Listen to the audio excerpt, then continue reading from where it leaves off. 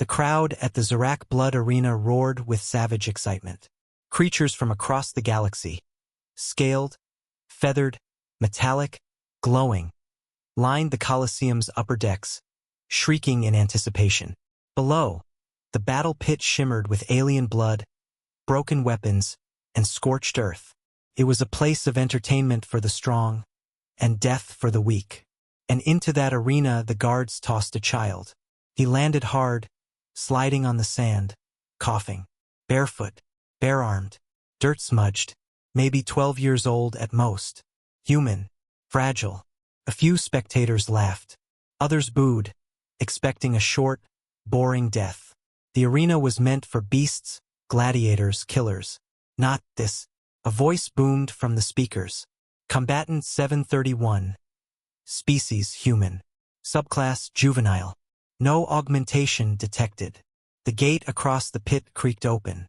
Out came a Krolix brute, nearly 12 feet tall, muscle layered over bone armor, tusks dripping with venom. It roared, cracking the ground beneath its feet. The boy said nothing. He slowly stood, brushing dust off his knees. No fear, just calm. Around his neck, a dull, clinking sound echoed faintly, a dog tag, swinging as he moved. A Zarak noble adjusted his scope lens. What is that? He muttered. Zoom in. The image focused. Name, Jason W. Harlan. Rank, Captain 71st Recon, Terran Vanguard. Blood type, O+ status, deceased, Infernigate. Suddenly the arena crowd wasn't laughing. Murmurs spread like wildfire. The 71st Recon. The Terran Vanguard. Infernigate. Everyone in the galaxy remembered that battle. Earth's final stand. A suicide mission.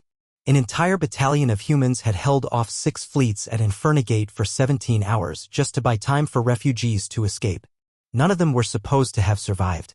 But here stood a boy with a Vanguard dog tag. Some recognized the name Harlan, the captain who detonated a gravity well bomb by hand, vaporizing the Arwyant H Armada. A legend. No. It can't be, a Drexen general whispered from the balcony.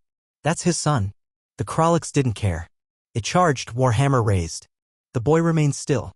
1 second before impact, he moved. Too fast. He rolled under the beast's strike, kicked off the wall, and landed on its back with a broken pipe in hand, then jabbed it directly into the neural spine port behind its neck. The brute screamed. The pipe sparked. Then silence. A 12-foot apex predator collapsed like a puppet with its strings cut. The boy stood on its corpse. Still quiet. Still calm. The arena was frozen. Until the Zarak announcer, voice shaking, finally muttered. Victory to the human.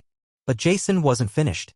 He looked straight at the council box where high-ranking generals and rulers watched.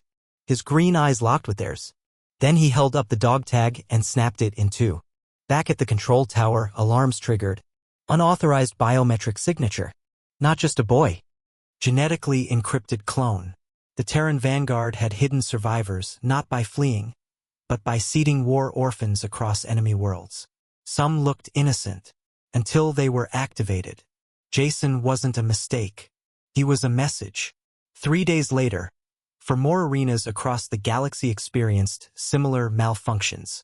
Each time, a lone human child entered. Each time, they didn't just win. They dismantled entire facilities, left no survivors, vanished. And each time, a tag was left behind with the same inscription burned into the steel. You should have left us buried, but you had to dig up ghosts. From that day forward, the arenas changed. Human children were no longer seen as prey. They were seen as warnings, because somewhere out there, the sons and daughters of Earth's fallen heroes were still watching and waiting